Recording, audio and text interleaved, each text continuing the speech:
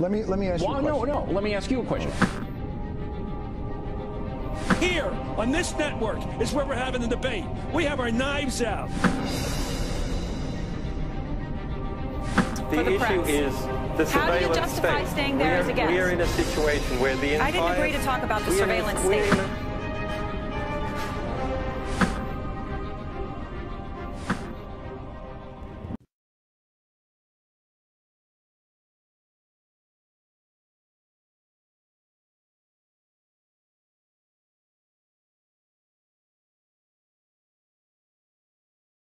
Action from the White House after a Justice Department memo raises questions about whether the administration has created the power to kill terror suspects, even if they are not involved in an active plot to attack the U.S. and their U.S. citizens. Welcome to America Live. I'm Shannon Bream in for Megyn Kelly. The so-called white paper sparking concerns on both sides of the aisle.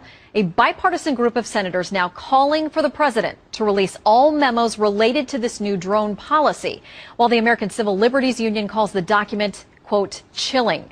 The DOJ seems to be arguing that the White House has almost the power to kill indiscriminately. Here's White House Press Secretary Jay Carney just moments ago. This president takes his responsibilities very seriously, and first and foremost, that's his responsibility to protect the United States and American citizens. He also takes his responsibility in conducting the war against al-Qaeda as authorized by Congress in a way that is fully consistent with our Constitution and all the applicable laws. All right, Judge Andrew Napolitano is a former New Jersey Superior Court judge and a Fox News senior judicial analyst. He was a vocal critic of some of the Bush administration's war on terror policies. Judge, what do you say to this one?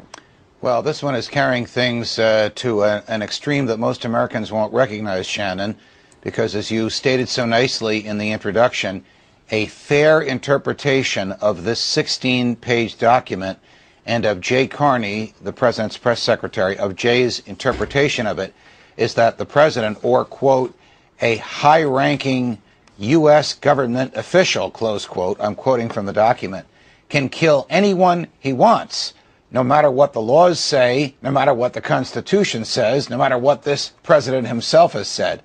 That is nowhere justifiable under the Constitution, nowhere justifiable under federal law. In fact, federal law and the Constitution are to the opposite. Unless you are actually pulling a trigger or within moments of pulling that trigger or dropping a bomb, the government has an obligation to do its best to arrest you and charge you with a crime and prosecute you before it can indiscriminately kill you. In the case at hand, the 3 people killed were Americans. One of them was Anwar al-Awlaki, admittedly an anti-American cleric who the government says participated in plots against us.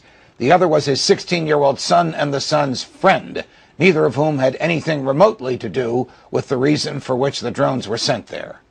All right, there is this letter we mentioned. It is bipartisan. A number of top-ranking senators, Republicans and Democrats alike, have signed on to this letter to the president, essentially saying we have grave concerns about what's being outlined here. They say it's vitally important for Congress and the American public to have a full understanding of how the executive branch interprets the limits and boundaries of this particular authority. And what they're saying here is that there's a lot of wiggle room in these definitions. And when you talk about being able to kill an American citizen, as you said, without the constitutional right to face a jury and all kinds of other due process and things, there's a lot of gray area there. And even if people would argue it's useful now because of someone like Anwar al-Awlaki, you always have to think of where it leads down the line. And you and I know from law school, one of the first things you learn is the slippery slope argument. Right. Well, I think the members of Congress have a couple of concerns on their hands, on their minds.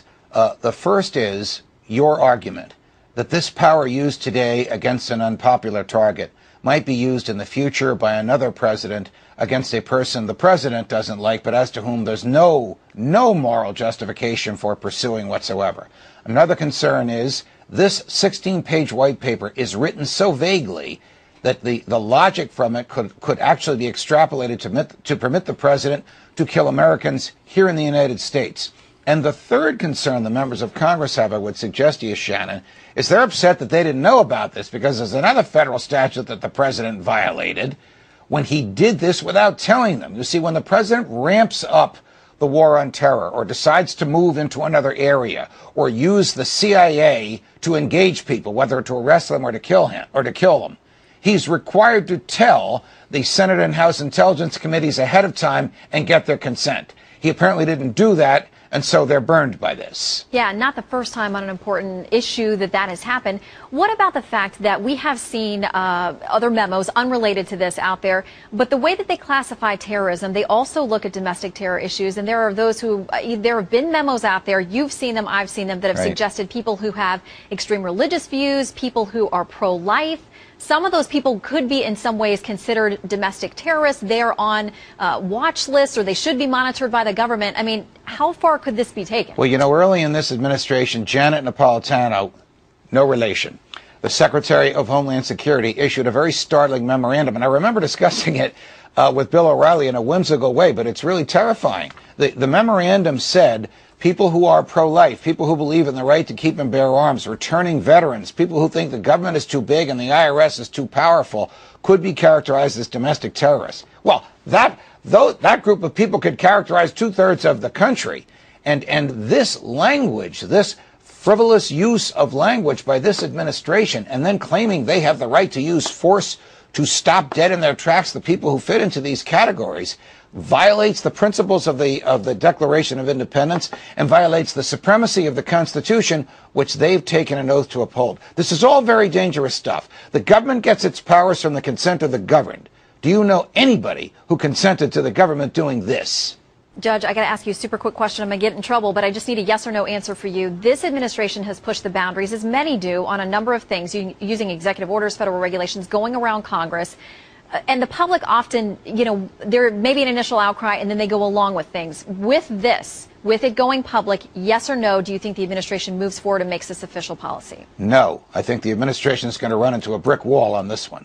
All right, Judge. Great to see you. Good to see you.